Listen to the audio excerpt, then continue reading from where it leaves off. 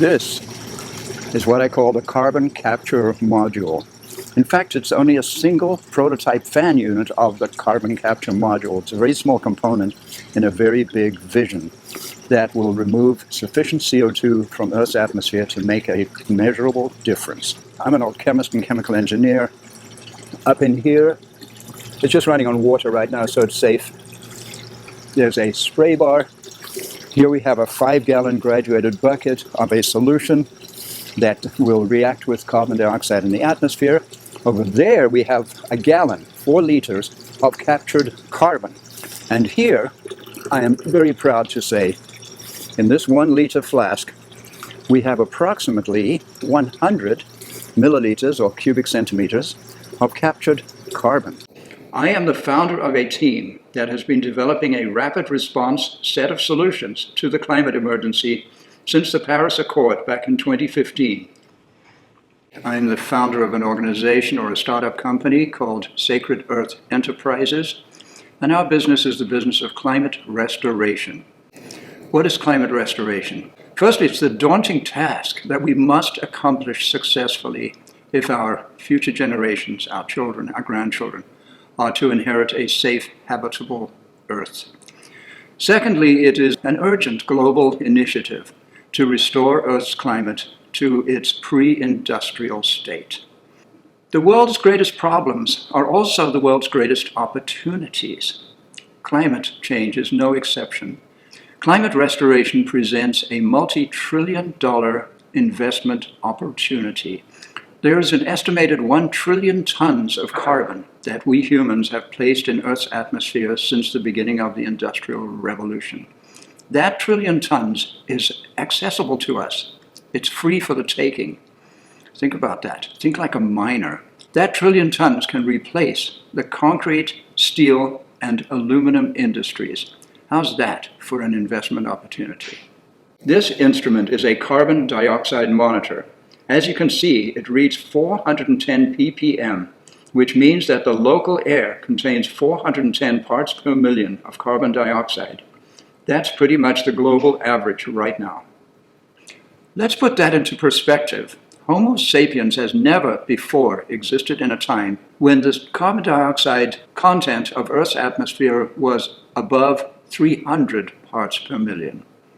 Why is this important? It's important because carbon dioxide and methane and a few other gases are greenhouse gases, which means that they accumulate in the atmosphere and they prevent the sun's heat from leaving planet Earth, from escaping through the atmosphere and harmlessly going back into space.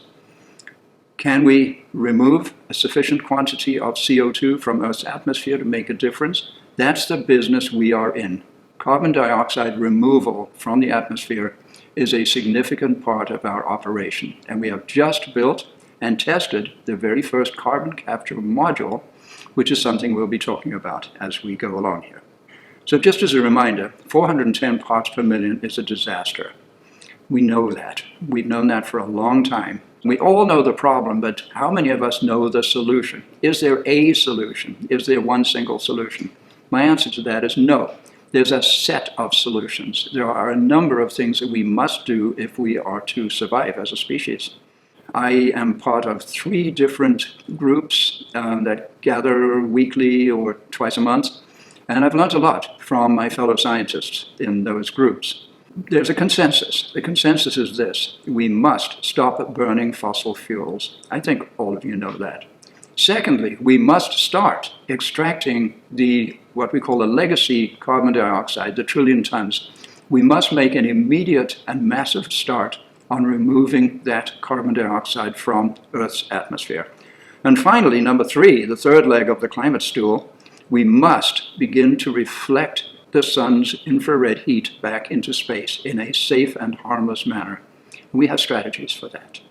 My relevant personal training is in chemistry and chemical engineering. And this machine here, the carbon capture module, is the simplest imaginable chemical engineering system, and it runs on chemistry that I learned at the age of 14. How does it work? Carbon dioxide is acidic.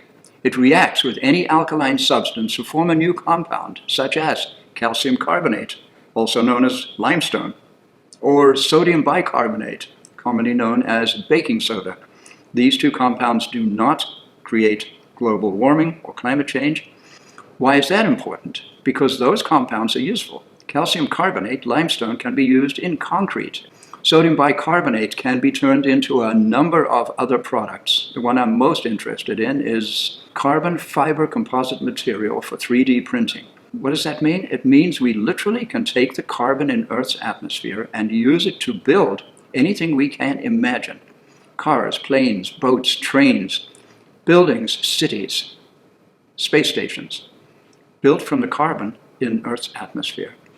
This little machine, the carbon capture module, is part of a much larger system. The one we're looking at here is just a single fan unit of a full-scale carbon capture module, which actually contains 16 such fan units. And that is part of something we call the Sacred Earth EnviroPlex. The Sacred Earth EnviroPlex incorporates an entire array of carbon capture modules. A full-scale EnviroPlex will have 128 of these carbon capture module fan units, all running 24/7 and capturing carbon from Earth's atmosphere every minute of every day. That's our next goal, to build a prototype EnviroPlex based on this technology. Our business model calls for these systems to be mass-produced and globally deployed. Here's my idea.